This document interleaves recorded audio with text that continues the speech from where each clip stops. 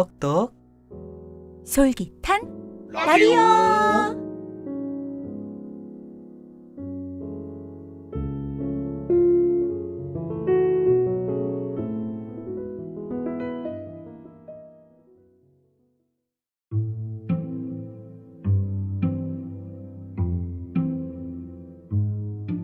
풀 김수영. 풀이 눕는다. 비를 몰아오는 동풍에 나부껴 풀은 눕고 드디어 울었다. 날이 흐려서 더 울다가 다시 누웠다.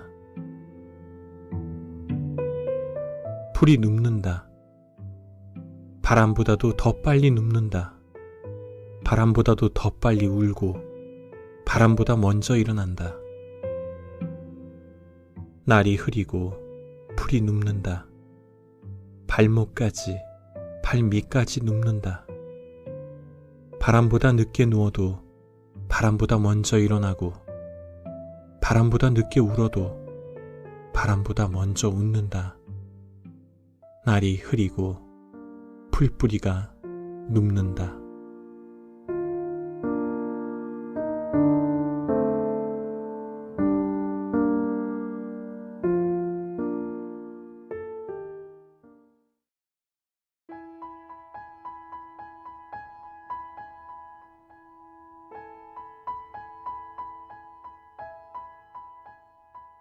소설 들려주는 여자. 안녕하세요. 박경리의 불신시대 들려드립니다.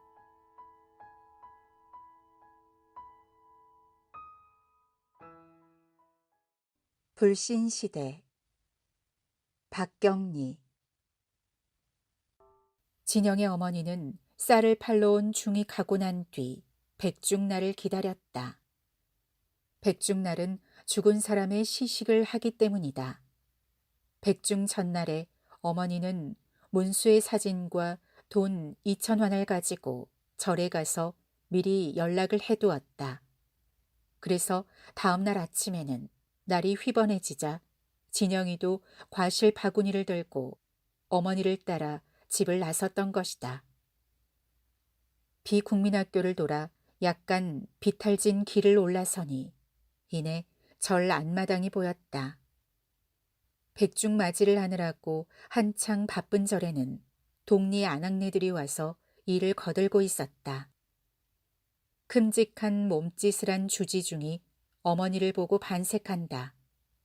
아이고 정성도 지극해라. 이렇게 일찍부터. 어머니는 눈에 손수건부터 가져간다. 시님, 우리 아이 천도 좀 잘 시켜주세요. 부탁입니다. 너무 가엾어서. 콧물을 짠다. 어제 저녁에 실컷 어머니의 서름을 들었을 주지중은 새삼스럽게 그 말이 탐탁해질 리가 없다. 주지중은 극히 사무적으로 그런데 첫째로 하갔다던 서장 부인이 아직도 안 오시니 어떡하나. 잠시 생각에 잠긴다. 무슨 서장인지 알 수는 없으나 이 절에 있어서 대단히 소중한 손님인 모양이다. 어머니는 비굴한 웃음을 띄우면서 주지중을 쳐다본다. 시님, 그만 우리 아이를 먼저 해주세요. 주지는 한동안 어머니를 보고 있더니 그럼 댁부터 해드릴까? 주지는 그렇게 작정하고 마침 지나가는 중을 부른다. 아우님. 아우님이라고 불리운 신중은 돌아본다. 얼굴이 조골조골 쪼그라진 그 신중은 아직도 팽팽한 주지에 비하여 훨씬 더 늙어 보인다. 게다가 표정마저 앙상하다. 어제 저녁에 2,000원 낸 분인데 아직 서장 댁이 안 오시니 우선 하나라도 먼저 끝내지요. 주지의 말투는 상대방의 의견을 존중한 것이었다. 늙은 중은 대답 대신 진영의 모녀를 훑어보더니 돈의 액수가 심에 차지 않아서 묵뚝뚝하게 그냥 가버린다. 진영과 어머니는 법당 옆에 서로 등을 보이고 우두커니 서 있었다. 바라다 보이는 산마루에 막 해가 솟고 있었다. 그 영롱한 아침을 진영은 벽화처럼 감동 없이 대한다. 진영은 최저의 돈을 내고 첫째로 하겠다고 새벽부터 온 것이 얼마나 얌치머리 없는 짓이었던가를 생각한다. 공양을 듣고 젊은 중이 온다. 여보세요. 그 키 큰 신임은 안 계시나요? 어머니는 쌀을 팔러 온 중을 두고 묻는 말이다. 그이는 절에 잘 붙어 있지 않아요. 젊은 중은 간단히 대답하고 법당으로 들어간다. 곧 시식 불공이 시작되었다. 진영은 늙은 중이 목탁을 두드리며 조는 듯한 연보를 시작하자 적잖게 실망했다. 몸집도 크고 목소리도 우렁찬 주지중이 아니었던 것이 섭섭했던 것이다. 기왕이면 굿 잘하는 무당으로 하는 따위의 기분이었다. 중은 연보를 하면서 열심히 절을 하고 있는 어머니 옆에 멍청이 섰는 진영을 흘겨본다. 보랏빛깔의 원피스를 입은 진영의 허리는 말할 수 없이 가늘었다. 핏기 없는 얼굴에는 눈만 검다. 중은 여전히 마땅치가 않아 진영을 흘겨본다. 진영은 중의 눈길을 느낄 적마다 재촉을 당한 듯이 어색하게 엎드려 절을 했다. 진영은 중의 마음이 연불에 있지 않고 잿밥에 있다는 속담같이 지금 저 중의 마음도 연불에 있지 않고 절에 와서 예배를 하지 않는 내 태도에 있다는 것을 생각한다. 진영은 중과 무슨 대결이라도 한 듯이 점점 몸이 피로해지는 것이었다. 얼마 동안이 지난 것 같았다. 주지중이 시근덕거리며 법당으로 쫓아왔다. 아우님 빨리 하시오. 지금 막 서장댁이 오셨구려. 대강대강 하시오. 주지는 법당 구석에 걸어둔 먹물들인 모씨 장삼을 입으며 서두르는 것이었다. 늙은 중은 불전에서 영전으로 자리를 옮긴다. 제대로 불경이나 끝마쳤는지 의심스러웠다. 아까 공양을 나르던 젊은 중이 이번에는 널따란 그릇을 들고 들어온다. 그는 진영의 모녀를 돌아다 보며 영가 앞으로 오라고 손짓한다. 진영은 문수의 사진이 놓인 앞에 가서 엎드렸다. 차가운 마룻바닥에 처음으로 뜨거운 눈물이 주체할 수 없을 정도로 쏟아지는 것이었다. 문수의 손결이 생생하게 마음속에 느껴진 것이다. 문수야, 많이 많이 먹어라. 불쌍한 내 자식아. 진영은 어머니의 목소리를 이처럼 슬프게 들은 적은 없었다. 어머니는 향을 꽂고 빨빨한 은행에서 갓 나온 듯한 10원짜리 20장을 영전에 놓았다. 진영도 일어서서 향을 꽂았다. 그리고 돌아섰을 때 중이 목을 길게 뽑아가지고 영전에 놓인 돈을 기웃거리고 있는 모습을 보았다. 그 빨빨한 세돈은 흡사 100환권으로 보이는 것이었다. 진영은 송구스런 생각에서 고개를 푹 수그리고 말았다. 그릇을 들고 온 젊은 중이 돈을 옆으로 밀어놓으면서 시무룩하게 영가 노자가 너무 적군요. 이 세상이나 저 세상이나 그저 돈이 있어야지. 동무하고 쓰고 놀다가 돌아가지 않겠어요? 진영은 머릿속에 피가 꽉 차오는 것을 느낀다. 돈을 그렇게밖에 준비하지 못한 어머니의 인색함을 격심히 저주하는 것이었다. 젊은 중은 들고 온 그릇에다 영가 앞에 차린 음식을 조금씩 덜어놓는다. 나물, 떡, 자반, 과실, 그렇게 차례차례 손이 간다. 마침 먹음직스런 약과에 손이 닿자 벼랑간 목탁을 치던 중이 그건 그만 두구려. 바락 소리를 지른다. 젊은 중은 진영을 흘끗 보면서 총총히 바깥 시식돌로 음식을 버리러 나가는 것이었다. 진영은 기가 막혔다. 처음부터 거래임에는 이의가 없었다. 그러나 이쯤 되면 어지간한 감정도 폭발 아니할 수 없었다. 진영은 양손으로 얼굴을 푹 쌌다. 울음이 터진 것이다. 누구에게도 향할 수 없는 역정을 그는 울음 속에다 내리 퍼부었다. 울음 속에 그 목을 감던 문수의 손결이 느껴진다. 미칠 듯한 고독과 그리움이 치솟는 것이었다. 음식을 버리고 돌아온 젊은 중은 과실을 모으며 이걸 가져가셔야지 보자기를 하며 어머니를 돌아본다. 진영은 새빨갛게 충혈된 눈으로 젊은 중을 노리며 일 없소. 그만두시오. 진영의 목소리는 악을 쓰는 것 같았다. 일을 다 마치고 법당 밖에 나온 늙은 중이 왜 가져온 걸 안 가져가슈? 쳐다보지도 않는 진영이 대신 어머니가 뭐 그걸. 진영의 얼굴을 어머니는 숨어본다. 늙은 중은 침을 꿀꺽 삼키며 댁 같으면 중이 먹고 살갔수.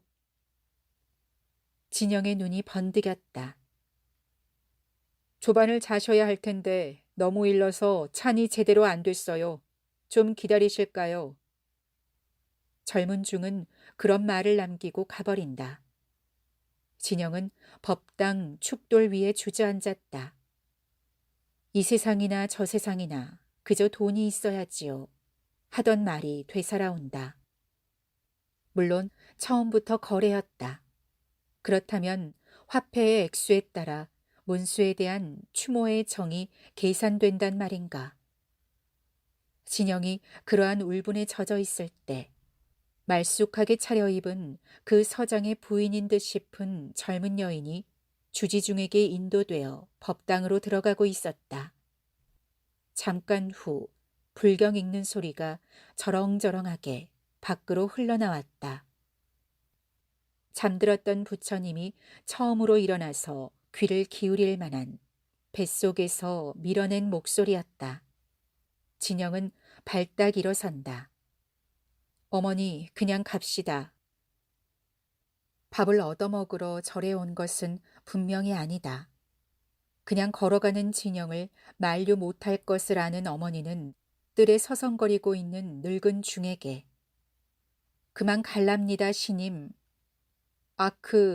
아침이나 잡수시지 갈려오. 굳이 잡지는 않았다. 그는 젊은까지 전송을 하며 당신네들 같으면 중이 먹고 살갔수. 진영은 우라보다 어처구니가 없었다. 내리막길에서 자풀을 뽑으며 진영은 말없이 울었다. 여비도 떨어진 낯선 여관방에다 문수를 혼자 두고 가는 것만 같은 생각이 자꾸 드는 것이었다. 진영은 불덩어리 같은 이마를 짚는다.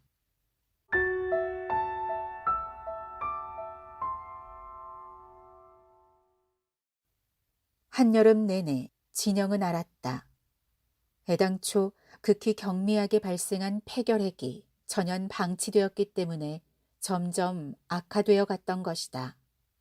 뿐만 아니라 다른 병까지 연속적으로 병발하는 것이었다. 찬물만 마셔도 배탈이 났다. 눈병이 나고 입이 부르트고 그것은 일수였다. 앓다 못해 귀까지 앓았다. 그리고 수년 내로 건드리지 않고 둔 충치가 일시에 쑤시어 밤낮을 가리지 않고 욱신거렸다. 진영은 진실로 하나의 육신이 해체되어가는 과정 속에서 몸부림치는 무서움을 느꼈다.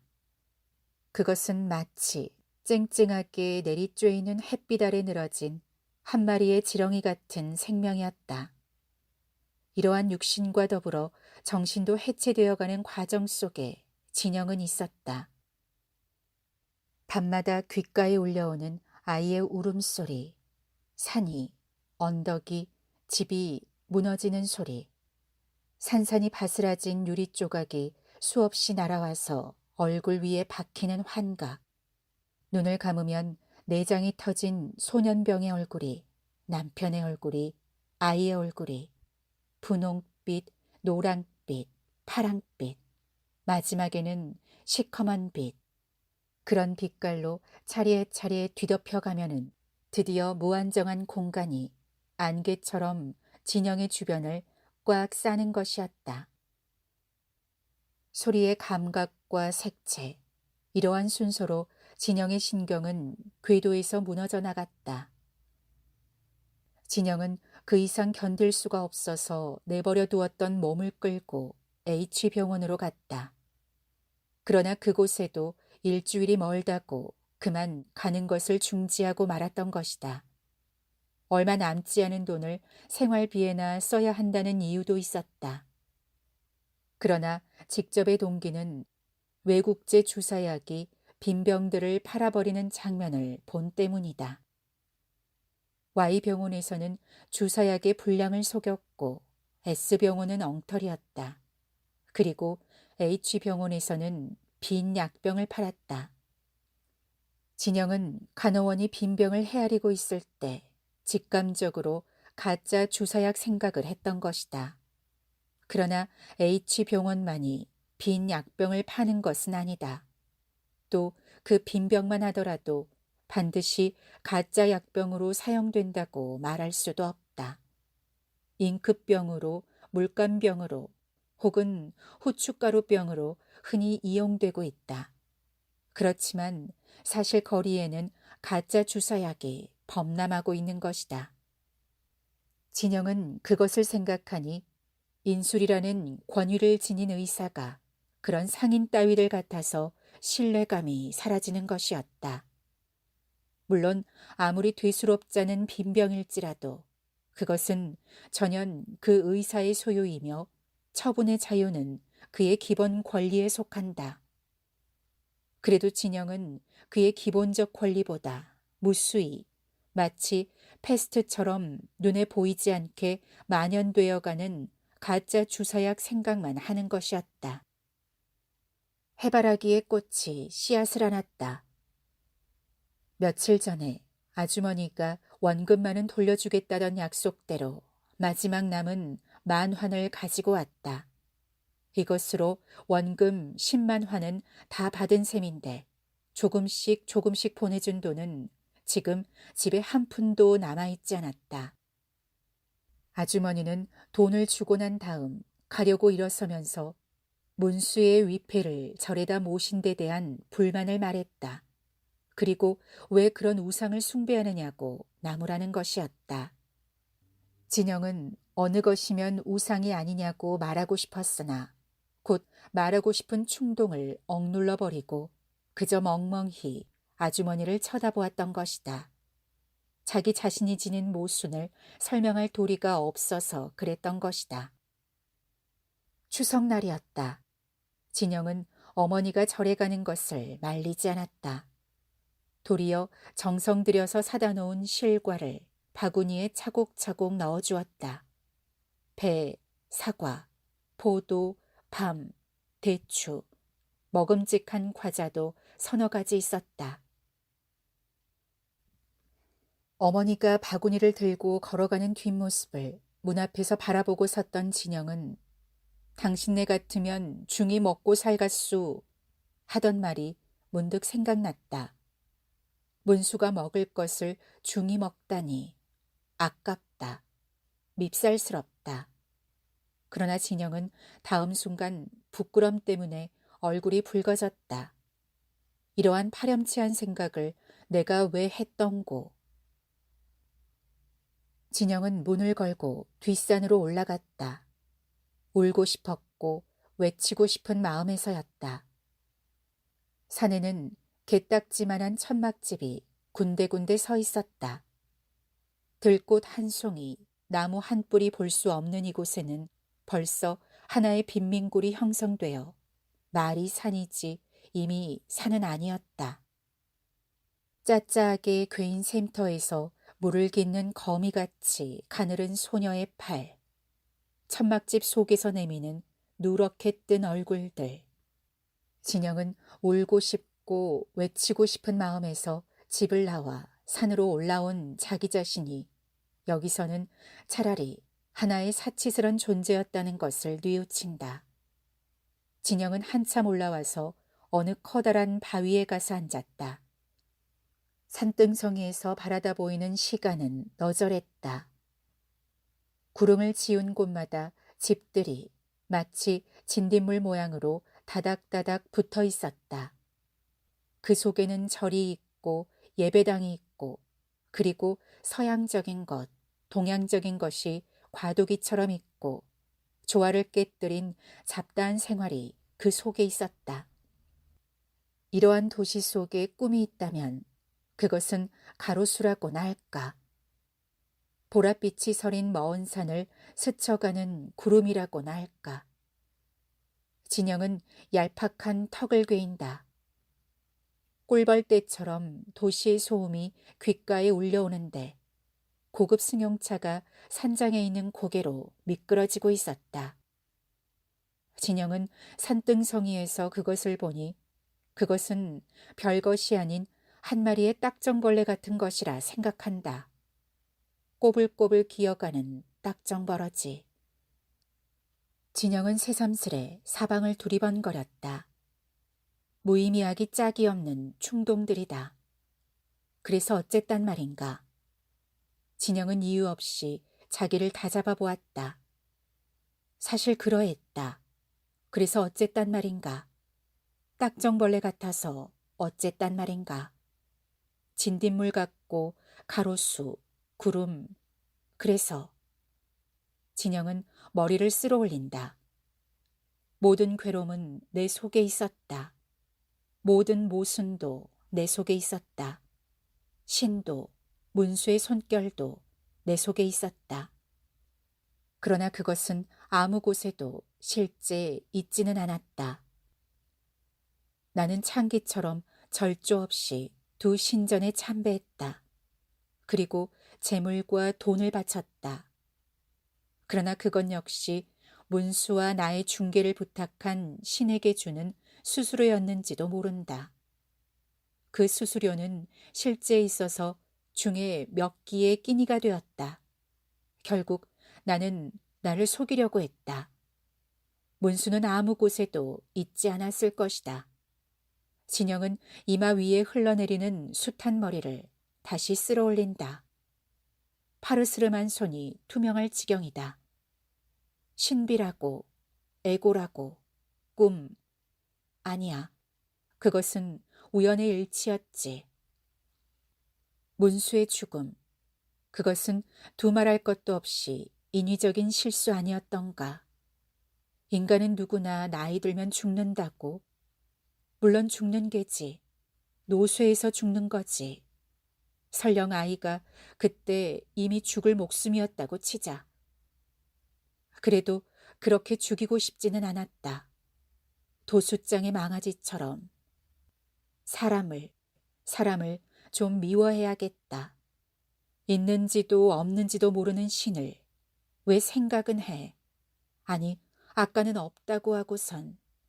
아니야, 모르겠어. 사람을 좀 미워해야겠다. 반항을 해야겠다. 모든 약탈적인 살인자를 저주해야겠다. 진영은 술이라도 마신 사나이처럼 두서도 없는 혼잣말을 언제까지나 중얼거리고 있었다. 진영의 해사한 얼굴에 그늘이 진다. 한없이 높은 가을 하늘에 구름이 지나가는 것이었다. 시가에는 마치 색종이를 찢어놓은 것 같이 추석 칠해가 오가고 있었다. 진영의 열에 들뜬 눈이 그것을 쳐다보며 일어선다. 그에게는 이미 반항 정신도 아무것도 없었다. 허황한 마음의 미로가 끝없이 눈앞에 뻗어 있을 뿐이었다. 진영은 버릇처럼 머리를 쓸어 올리며 산을 내려온다. 천막집에서 내미는 누렇게 뜬 얼굴들. 진영은 또다시 이곳에 있어서는 내 자신이 차라리 하나의 사치스런 존재라는 아까의 뉘우침을 되풀이하는 것이었다. 음력설이 임박해진 추운 날, 가롤동 아주머니가 목도리를 푹 뒤집어 쓰고 찾아왔다. 웬일인지 몸가짐이 평소보다 좀 산란해 보였다. 나 의논할 게 좀 있어서 왔는데 참 기가 막혀서. 아주머니는 말을 꺼내기가 거북한 듯이 가만히 앉았다가 저 말이야. 돈을 좀 빌려준 사람이 죽었구나. 어떻게 해. 진영은 의심스럽게 아주머니를 쳐다본다. 지난 5월 달에 가져간 돈을 이자 한 푼 못 받고 그만. 진영의 변해가는 표정을 보고 아주머니는 입을 다물어 버린다. 5월이면 진영의 갯돈을 찾을 달이다. 그리고 제가 끝나는 달이기도 했다. 그것뿐이 아니다. 벌써 몇 달 전부터 갯돈을 받으려고 몸이 달아서 다니던 사람이 몇 명 있었던 것이다. 빌려준 돈이 얼마나 돼요? 진영은 처음으로 입을 열었다. 50만 환이야. 진영은 속으로 놀랐다. 개를 해서 빚만 뒤집어 쓴 줄 알았는데 그런 대금의 비밀거래를 하고 있었다는 것은 무엇을 의미하는 것일까? 진영은 차갑게 아주머니를 쳐다본다. 아주머니는 눈물을 글썽거리며 자식도 남편도 없는 내겐 그것만이 남겨진 것이었다. 낸들 얼마나 돈을 떼었니? 설마 내가 잘 되면 빚이야 갚고 살겠지만 그때 그 돈마저 내주게 되면 난 아주 영영 파멸이지. 진영은 어디 미천든 장사였더냐고 오금을 박아주고 싶었다. 아주머니는 한참 만에 눈물을 닦고 일의 경위를 설명하기 시작한다. 그 내용인즉 죽은 사람은 돈을 쓴 회사의 전무였으며 5월 달에 빌려간 50만 환의 이자라고는 한 푼도 받아본 일이 없었다는 것이다. 불안해진 아주머니는 전무에게 원금을 뽑아달라고 졸랐으나 영 내놓지 않아서 생각다 못해 같은 신자에게 의논을 했더니 그의 남편인 김 씨가 일을 봐주겠노라고 하기에 일을 맡겼다는 것이다. 그 김 씨란 사람이 수단이 비상하여 마침내 사장 명의로 된 약속어음을 받게 되고 그 며칠 후에 전무는 교통사고로 죽은 것이라 한다. 사장 명의로 된 약속어음을 받은 것은 무엇보다도 다행한 일이었으나 웬 까닭인지 김 씨란 사람이 약속어음을 도무지 주지 않고 무슨 협잡을 하는지 알 수 없다는 것이다. 그렇다고 해서 그를 의심한다거나 비위를 거슬려 놓는다면 돈 준 사람도 없는 지금 여자인 내가 어떻게 사장이란 사람에게 받아낼 수도 없고 이렇게 속이 탄다고 하면서 아주머니는 가슴을 치는 것이었다. 이야기를 다 들은 진영은 대관절 그 전무란 사람을 어떻게 알고서 그런 대금을 주었어요. 저 왜 그 상배 있잖아. 그 상배 아버지야. 뭐예요? 영세 받았다던 상배 학생 말이에요. 아주머니는 얼굴이 빨개진다. 진영은 기가 막혔다. 그러고 보니 사업 때문에 상배 아버지가 서울로 오게 될 거라고 하던 말이 생각났다. 산뜻하게 종교를 이용했군요. 아주머니는 진영의 눈길이 부신 듯이 눈을 내려깐다. 글쎄, 지금 생각하니 모두가 계획적이었어. 영세 받은 것만 해도. 신용보증으론 종교보다 더 실한 게 있어요. 아주머니는 비꼬는 진영의 말에 풀이 죽는다. 진영은 풀이 죽은 아주머니로부터 눈을 돌렸다. 영세를 받았기 때문에 믿고 돈을 준 아주머니, 신자이기 때문에 믿고 일을 맡긴 아주머니, 단순했다고 할 수밖에 없다. 그런 생각을 하면서 진영은 다시 아주머니를 쳐다보았다. 그의 약점을 추궁할 마음은 이미 사라지고 없었다. 그래서 어떡하실 작정이에요? 글쎄 말이다. 그래서 의논이지. 지 생각 같아서는 김 씨가 이 일을 봐주되 어음은 아주머니가 가지시는 것이 좋을 것 같아요. 그렇지만 어음을 찾아간다고 일을 안 봐주면 그땐 벌써 그이에게 딴 야심이 있었다고 봐야지요. 그럼 김 씨가 일 안 봐줄 적에 너가 좀 협조해 줄 수 없을까? 여자 혼자니 아무래도 호락호락 보일 것 같아. 아주머니의 말투는 애원이었다. 글쎄, 그런 일에는 아주 딱 질색이었다. 그러나 진영은 약점을 한 후 거절을 해버리는 것이 무슨 악마 취미 같아서 아무렇지 않는 얼굴로 같이 저도 가지요. 그러자 아무것도 모르는 어머니가 점심을 차려왔다. 점심을 먹으면서 아주머니는 한결 마음이 후련해졌는지 여러 가지 잡담을 꺼냈다. 글쎄 돈이 있어도 문제야. 이제 당초에 겁이 나서 남 줄 생각이 없어. 진영은 무표정하게 밥을 삼키고 아무 말씀 마시고 돈 찾거든 장사하세요. 체면이고 뭐고 저도 자본이나 장만해서 장사할래요. 너야 뭐 취직하면 되지. 취직이 그리 쉬운가요? 하다 안 되면 거리 빵이라도 구워 팔아야지요.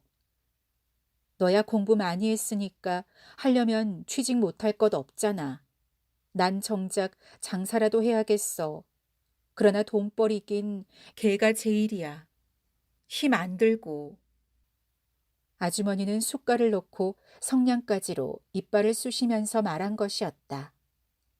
진영은 아무렴 그렇겠지. 그런 배짱이면 하다 말고 아주머니의 눈을 들여다본다. 아무런 악의 그늘도 없는 맑은 눈이었다. 아무튼 돈을 벌어야 해. 돈이 제일이야. 세상이 그런 걸.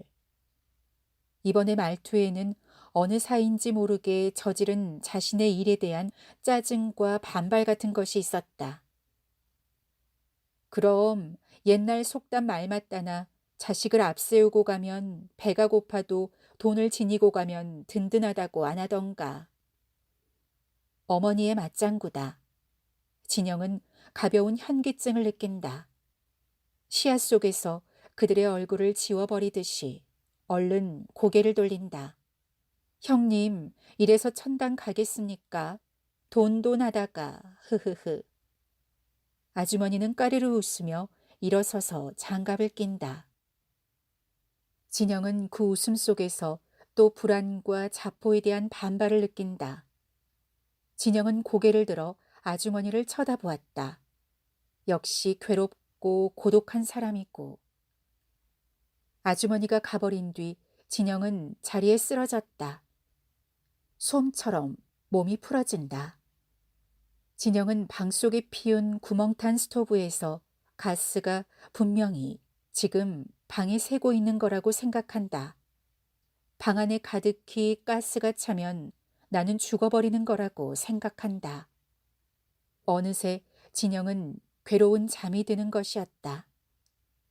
내장이 터진 소년병이 꿈에 나타났다. 진영은 꿈을 깨려고 무척 애를 썼다. 모레가 명절인데 절에도 돈 1,000원이나 보내야겠는데. 어렴풋이 들려오는 어머니의 말소리다.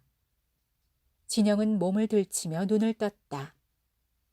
귀신이나 사람이나 매한가지인데 남들은 다 저 몫을 먹는데 우리 문수는 손가락을 물고 애미를 기다릴 거다. 잠이 완전히 깬 진영은 벌떡 자리에서 일어났다.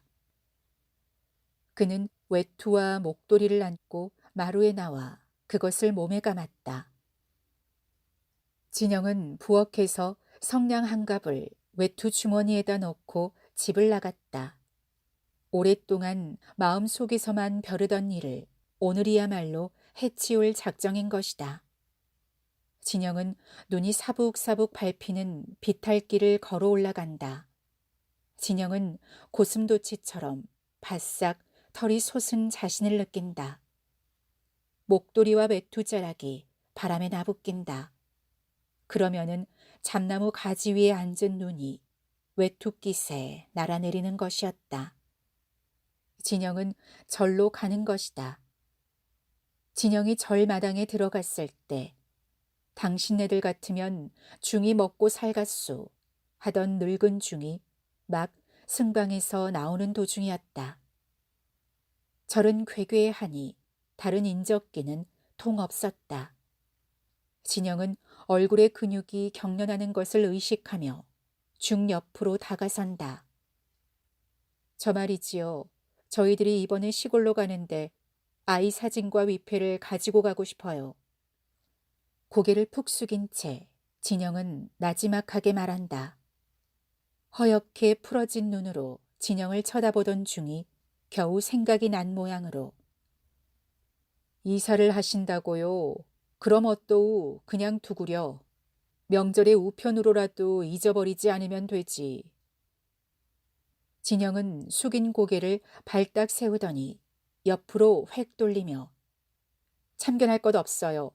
사진이나 빨리 주시오. 쏘아붙인다.